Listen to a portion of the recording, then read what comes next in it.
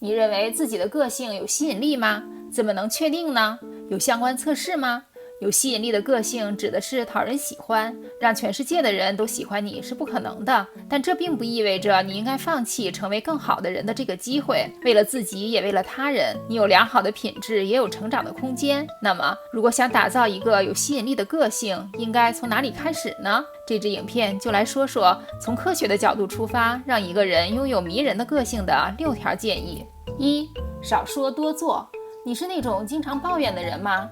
根据语言病理学家安吉拉·格雷斯的说法，有发泄很好，可以帮助我们获得视角，用语言表达我们的感受，说出自己的感受。这个简单的行为可以帮助减少自己遇到的麻烦时的痛苦。但当开始消极地沉迷于某件事时，问题就来了。你一直絮叨这件事吗？你的朋友们都听烦了吗？消极地沉迷于一件事而不采取任何实际行动，会让你和你周围人的情绪变得更糟。相对于诉诸于抱怨，试着给自己的问题找到一个更乐观、更有弹性的看法。当必须要做某件事的时候，最好是尽快去做，先做对自己来说更容易或更紧急的任务，然后再去做另一件。这会让人感觉高效，有助于让自己感觉更好、更放松。另外，不要忘记休息一下，这不仅很重要，而且可以提高动力。2. 努力增加耐心。在压力下工作不易，当一个人疲惫、恼怒或焦虑时，就很难把事情做好。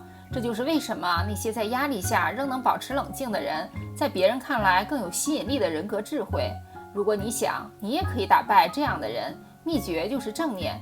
假设必须和一个自己觉得讨厌的人一起工作，你是会不惜一切代价回避他们，还是会接受现状，试着重塑心态？一个有耐心的人是宽容的，他们不会太把自己当回事儿，因为他们明白一切都会过去。所以，如果想练习变得更有耐心，可以试着训练自己活在当下，问自己一些问题。这些问题可以有助于了解自己的情绪，避免评判，好好倾听。但请记住，耐心是随着时间建立起来的，不过谁都能做到。3. 修炼无私。当有人特意帮助你时，难道你不感激吗？善良总是有吸引力的，不求回报的善良就更有吸引力了。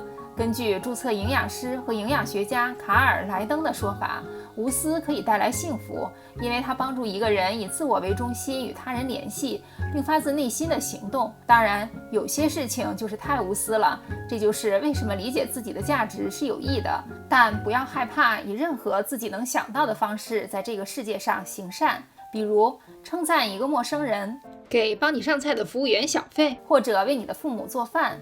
你付出了善良，会从中得到无价的回报。4. 培养自尊。你和自己的身体以及自己相处融洽吗？如果答案是否定的，或者接近否定的，那也没关系。自爱是每一天都要做的事，所以把这当做一个提醒，不要让最糟糕的日子占得上风。我们都知道，一个有很高自尊的人是自信的人，他的自信会让他有吸引力。当一个人对自己有真正的自信时，我们对他的个性和生活方式有了一定的认识。而且最好记住，建立自尊不是一蹴而就的事情，它需要耐心，锻炼身体，吃得更好，工作效率更高是培养自尊的一些方法，但最终还需要心态的转变，要认识到自己的工作是在一直进行的，而不是一成不变的。习惯是可以改变的，每个人成长的节奏都不一样，你比1年前的自己好，当然还可以尽最大的努力比昨天的自己更好。5. 把社交当成自己的朋友，而不是敌人。你喜欢和别人打交道吗？培养有吸引力的个性，指的是内外兼修的成长，要从养成更好的习惯开始。拥有良好的个人形象，有助于确定如何向世界展示自己，也就是社交。有些人讨厌暴露自己，这很正常。有很多不同的性格类型，他们都有各自的空间，但请记住，永远困在自己的舒适区并不是上策。研究发现，亲和性或外向性较高的人在外表上也更有吸引力。即使是内向的人，良好的沟通技巧也总是有帮助的。有时候给自己设置一些小挑战是有好处的，谁都可以做得到。最后一点，6. 训练自己看向正确的一面，永远不要低估乐观的力量。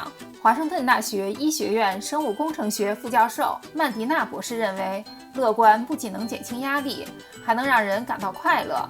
还能促进神经递质多巴胺的产生。大家可能知道，多巴胺能让我们感觉良好，增加我们的动力和注意力，会让我们变得更有效率，开始看到事物更好的一面。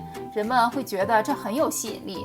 当你乐观的时候，你往往也会带着别人积极向上，而不会挫伤他们的情绪。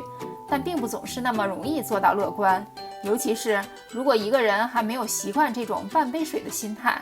这没关系，保持乐观需要时间，我们可以一步一步来。现在可以来用一个简单的技巧，就是带上你的积极滤镜。今天发生了什么让你心情很糟糕的事吗？可能是件很难的事，但你从这段经历中学到了什么吗？是什么让你事后微笑或感觉更好？这被称为积极重构。这种思考方法可以帮助你训练你的大脑变得更乐观，无论是短期的还是长期的。最后，对自己温柔一点，谁都是独一无二的。重要的，这本身就使一个人很有吸引力。你认为自己的个性很吸引人吗？如果觉得自己还没有达到目标，你认为自己有哪些地方可以改进？乐观有很多好处，如果想了解更多，欢迎在评论区留言，让我们知道。如果喜欢这支影片，记得和小伙伴们分享，参考文献在资讯栏。一如既往，感谢收看，下支影片不见不散。